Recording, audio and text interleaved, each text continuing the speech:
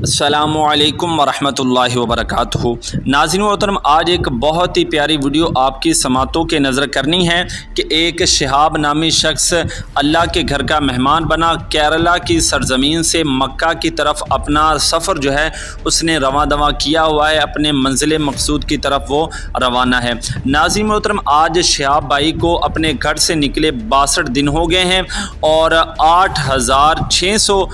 Kilometre کا یہ سفر جو ہے انہوں نے کرنا ہے۔ ناظرین محترم، آپ کو بتاؤں کہ ان کے روٹ میں جو بھی شہر آتا ہے، ہر شہر کے اندر لوگ ان کو ویلکم کہتے ہیں، پرتپاک شاندار استقبال کرتے ہیں، عزتوں سے نوازتے ہیں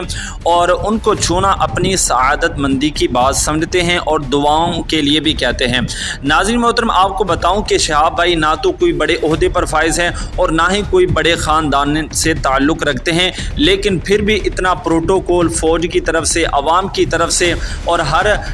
طبقہ فکر سے تعلق رکھنے والے لوگ ان کو عزتوں سے نواز رہے ہیں، صرف اور صرف یہ کہ وہ اللہ کے گھر کا مہمان بنے ہیں۔ ناظرین محترم، کچھ ہی دنوں کے اندر شہاب بھائی جو ہیں وہ واگا بارڈر سے ہوتے ہوئے پاکستان